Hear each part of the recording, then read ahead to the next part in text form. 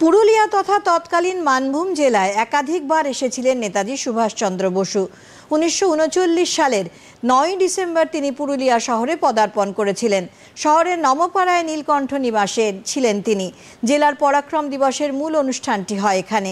নীলকণ্ঠ চট্টোপাধ্যায় পরিবারের বর্তমান সদস্য রাজর্ষি চট্টোপাধ্যায় বলেন, জেলার সঙ্গে নেতাজির আত্মিক সম্পর্ক নিয়ে আলোচনা হয় অনুষ্ঠানে।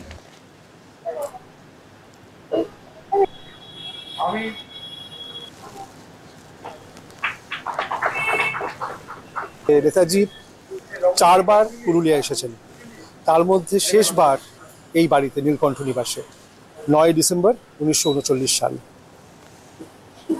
সিআর দাস মানে চিত্তরঞ্জন দাস, দেশবন্ধু চিত্তরঞ্জন দাসের যেটা বাড়ি ছিল, গ্রীষ্মাবাস ছিল, সেটা আমরা সবাই জানি পুরুলিয়ার নিস্তারিণী কলেজ যেটা অবস্থিত, সেখানে নেতাজি সেখানে আসতেন।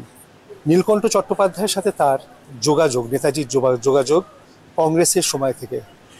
নেতাজির সাথে নীলকণ্ঠ চট্টোপাধ্যায়ের প্রায় 40 বছরের বয়সের তফাৎ ছিল এবং তাকে সুভাষ বলেই ডাকতেন।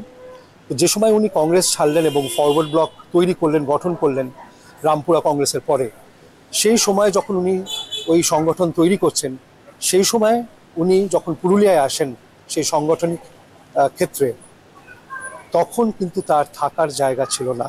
এটা বলতে সত্যি কষ্ট হয় যে নেতাজির মতো মানুষ, যিনি তার জীবনটা, একজন আইসিএস হয়েও জীবনটা দিয়ে দিয়েছিলেন দেশপ্রেমে, সেখানে তার থাকার ব্যবস্থা ছিল না। সেখানে নীলকণ্ঠ চট্টোপাধ্যায় তার সেই কংগ্রেস ফরওয়ার্ড ব্লকের অনেক ঊর্ধ্বে গিয়ে দেশপ্রেমের জন্যে সে বলছেন, সুভাষ আমার বাড়িতে থাকবেন। এবং এই সেই বাড়ি, এই সেই নীলকণ্ঠ নিবাস, এই সেই গেট, এই সেই ফটক, এই পেছনে যে বৈঠকখানা, সেখানে তিনি ছিলেন, যেটি এখন পোস্ট অফিস, সেখানে উনি সভা করেন।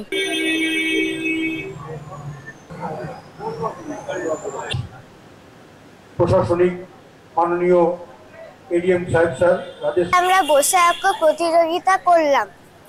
নেতাজি সুভাষচন্দ্র বোস 80 বছর আগে পুরুলিয়া এসেছে, এইটা আমাদের গর্ব। ये गर्व का विषय है कि यहाँ पे 4 बार नेताजी स्वयं आए थे और यहाँ जो पुरुलिया म्यूनसिपालिटी से भी काफ़ी इनिशिएटिव्स लिया जा रहा है। तो अकॉर्डिंगली जो भी सपोर्ट या हेल्प लगेगा, हम लोग भी उसमें सपोर्ट करें।